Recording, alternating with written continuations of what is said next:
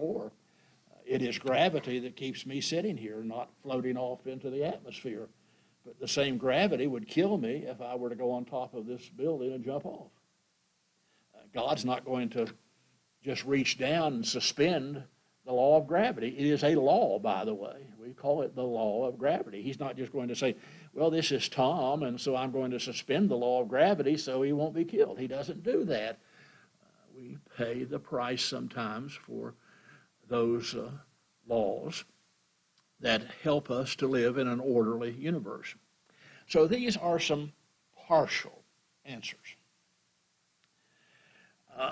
I'm going to tell you that next we're going to go into a little bit of deeper water. I don't think anybody would disagree with what I've said so far. I don't think anybody would say, no, those are not causes of suffering. We readily see that they are.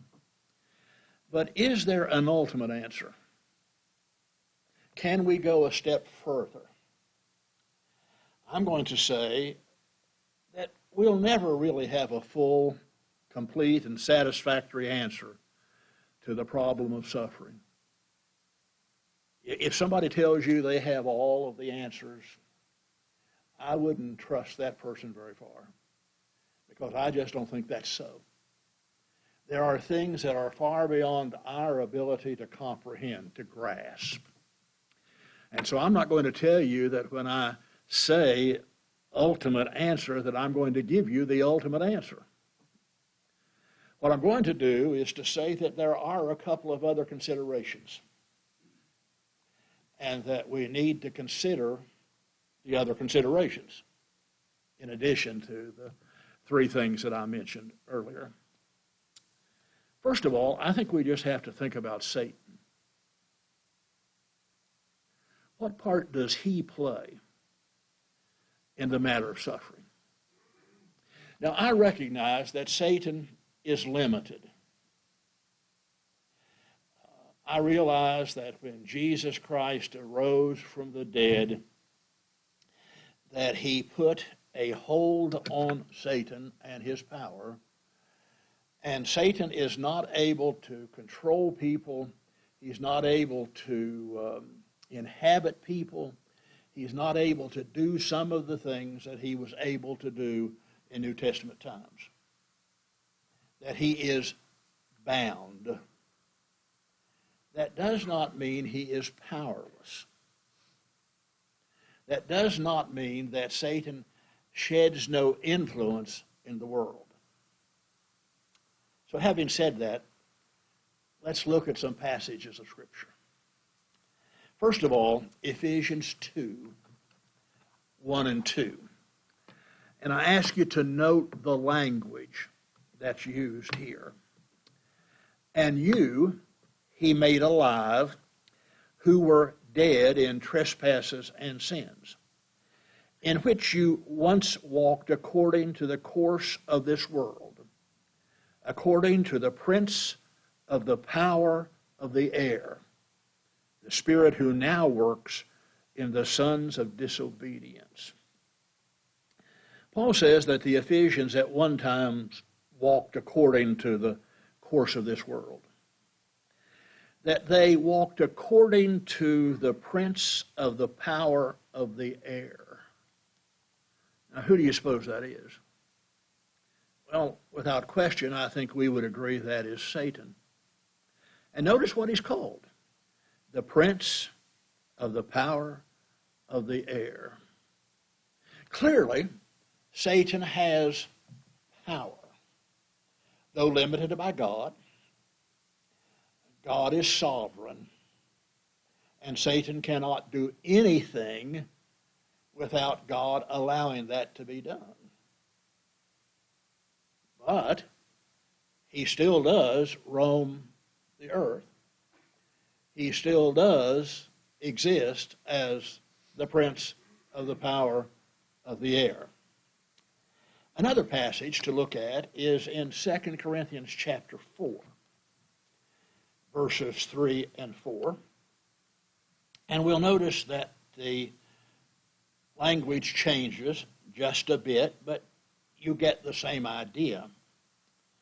For even if our gospel is veiled, it is veiled to those who are perishing, whose minds the God of this age has blinded, who do not believe, lest the light of the gospel of the glory of Christ, who is the image of God, should shine on them.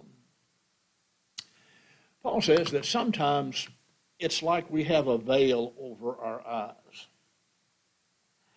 that we are not able to see. And he says this is true of people who are perishing.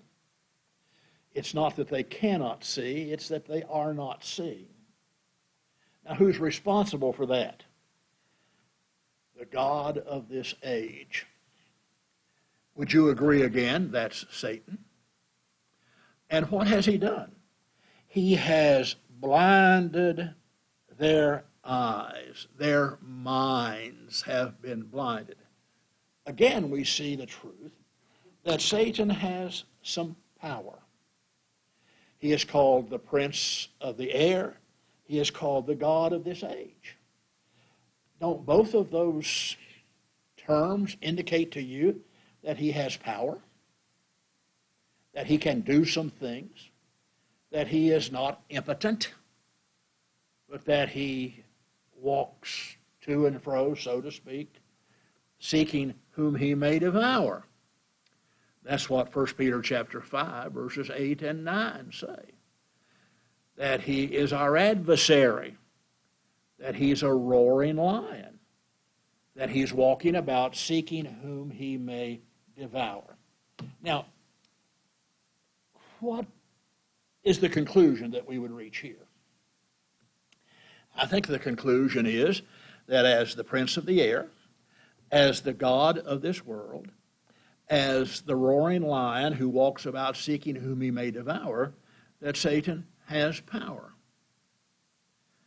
How much of the suffering in this world is a result of Satan? Well, initially, suffering came into the world because of Satan. Had not the serpent beguiled Eve, had she not in turn given to her husband the forbidden fruit, as far as we know, unless somebody else had done that since then, that suffering would not have entered the world. Suffering came as a result of sin. Who was responsible for sin? Satan in the garden. But even today, can you visualize that some of the things that happen in our world that we would classify as suffering is just the prince of the air, the God of this world, the lion who's walking about seeking whom he may devour, and he is causing that. But why would he do that? Because the very thing that he wants is for us to lose faith and doubt God. One of the things I wish I could get all of us to understand is that Satan works hardest on believers, not on unbelievers. Why would he waste a great deal of effort on an unbeliever? He already has that person. That person already is serving the devil. But what about people like you and me? I talk with people occasionally who say, you know, I'm really trying to live right, and it seems like more bad stuff happens to me than before I was trying to live right. Well, that's one of those duh things. Well, of course. When you were living for him, he had you in his grasp. It's when you try to live for God and not for him that he says, I need to go after that person. How can he do that? Well, perhaps by bringing suffering on us. Now, how he does that and through what avenues he works, we're not always able to know. But I'm sure that he rejoices every time he causes somebody to lose faith and somebody to doubt God. That's his business. That's what he's in business to do. And he is happy when he does it. So as we work towards a more ultimate answer, I would say I think we have to figure in the power of Satan to bring suffering in the world. Now, let me give you a second consideration. This is the polar opposite and may surprise you a bit. What about God? Does God ever bring suffering on us? I was sitting in a Bible class recently, and somebody said, God never causes anybody to suffer. He is never responsible for suffering. Well, I was a guest in the class, but I said, do you want to rethink that? In the past, has God not brought suffering on his people to chastise them and to punish them? Oh, yeah, he has done that in the past.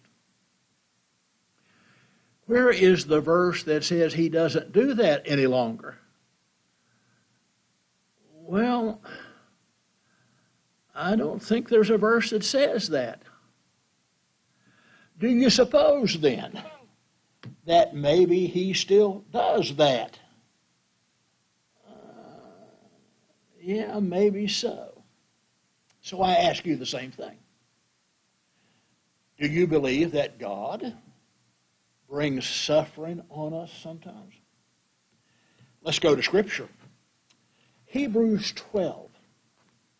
Now, this is a passage from the book of Proverbs, chapter 3, verses 11 and 12. But the Hebrews writer uses it here. And begin with verse 5. And you have forgotten the exhortation which speaks to you as to sons. My son, do not despise the chastening of the Lord, nor be discouraged when you are rebuked by him. For whom the Lord loves, he chastens, and scourges every son whom he receives.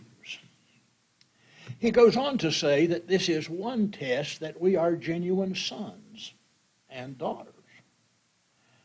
A loving father chastens his children. He disciplines his children. Now, I know that there are some who abuse that. And I know that there are some parents who just absolutely do not let the punishment fit the crime, so to speak. And that they inflict sometimes terrible damage to the child by beating them. And yet I also understand that a parent, because he or she loves children, their children, does them no service when they refuse to punish them for disobedience. A loving father or a loving mother chastens children, not just to take out anger, not just because they're bigger and stronger, but because they want that child to grow to be the kind of child he or she ought to be. If you continue in Hebrews chapter 12, he says, human fathers do that, down in verse 9, and he says, we respect them as a result. I read that and thought there were times when my father was chastening me that I didn't really respect that. But I should have, and now that I'm older and wiser, I think I do respect that. If human fathers love us enough to chasten us, would not our spiritual Father love us enough to chasten us? Verse 10 says, for they indeed, speaking of human fathers, for a few days chasten us as seemed best to them, but he for our profit, that we may be partakers of his holiness. What's God want for us? He wants us to be partakers of his holiness. He wants us to live for him here. He wants us to live with him there. What if he just allows us to run unchastened? Is that likely to happen? Probably not. It is by chastening that he brings us to him to be like him. I thought it was interesting in 2 Corinthians 4:17 that Paul, who had gone through so much suffering in his life, said, "Our light afflictions, which are but for a moment, work for us a far more exceeding and eternal weight of glory." Now, if I would think that anybody's suffering was far from light affliction, I would think that would have been Paul's. He went through so much. You can read the list of being shipwrecked and stoned and beaten and left for dead and all of the things that happened to him. And yet he said, when I stop and think about what God was accomplishing in me and through me, it was light affliction, because it worked for me a far more exceeding and eternal weight of glory. Now, here's the problem. The how of this discipline is not defined.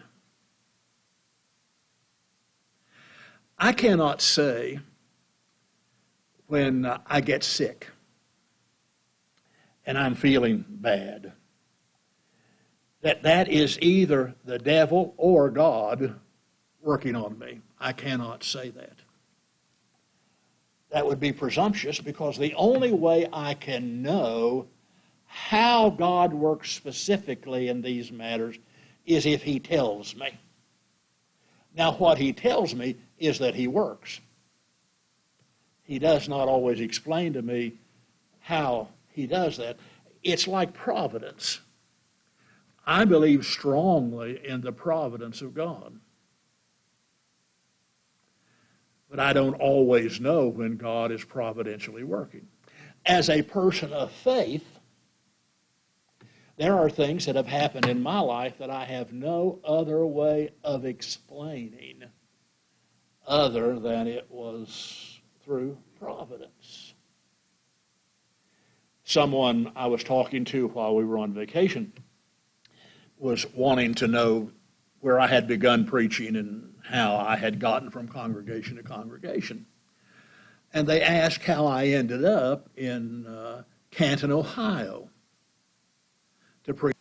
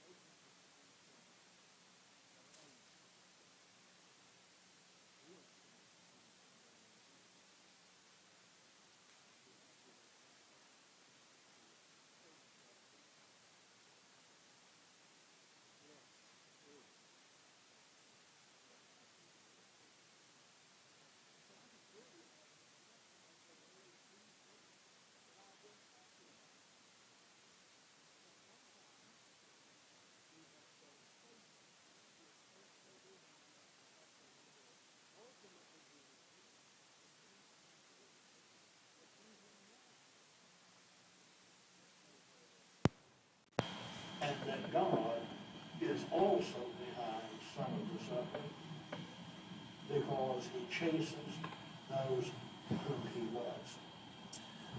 What I think this does is I think it gives us a different view of suffering. I don't expect anybody to say, I'm suffering good. This is wonderful. I've been looking forward to this. But I think what it may do is allow us to view suffering in a different light. Let me bring this to a close for tonight. I believe, like Paul,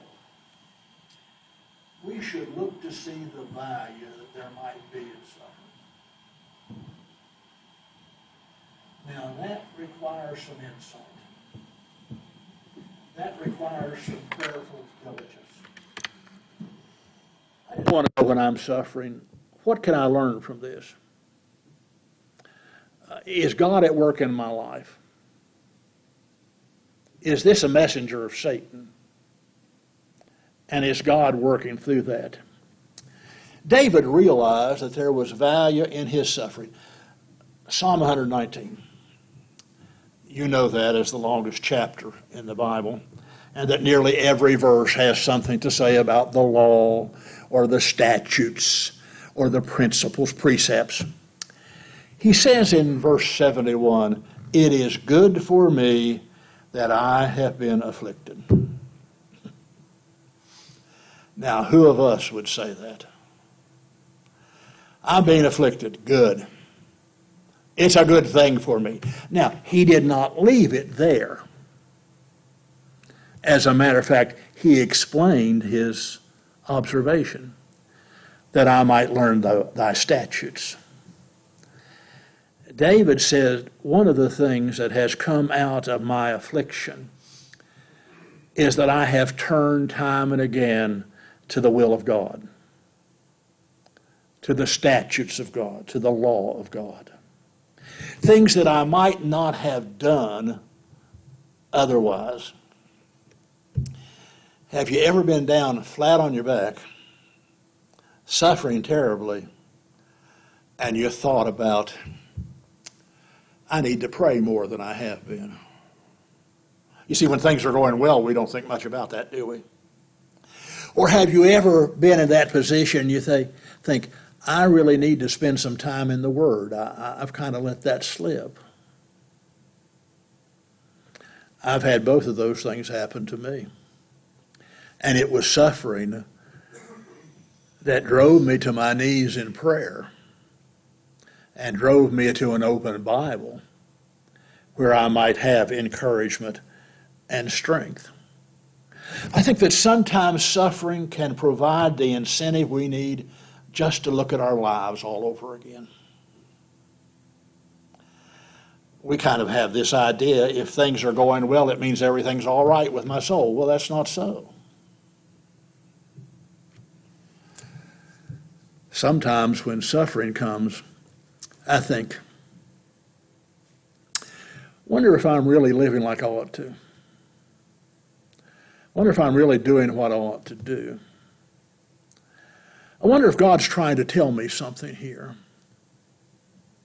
I wonder if there's a message I'm to receive. Now, the last line says more about this next week. So can you guess what we'll talk about next week, Lord willing? I want to point out some specific benefits to suffering. Some things that have happened, some scriptures that have to do with this, some things that we might learn in a positive way even while we're suffering. Now, I will say again that I think this is a little bit of deep water. I said to Jody before we left the house, I said, why don't you teach my class for me tonight? I knew she was familiar with my outline because she had proofread it for me, as had Sierra. And she said, well, I'll just tell them we don't have a complete answer. And I said, that's exactly what I'm going to tell them. Only I'm going to take more time to tell them than you would. I don't have all the answers. but I know we suffer. I know there are some partial answers. I know there may be some more complete answers. But in the end, I want to look for what it can do for me, what it can make of me. Thanks so much. We'll take a break. The other classes will be joining us in just a moment for our announcements and for our devotional period.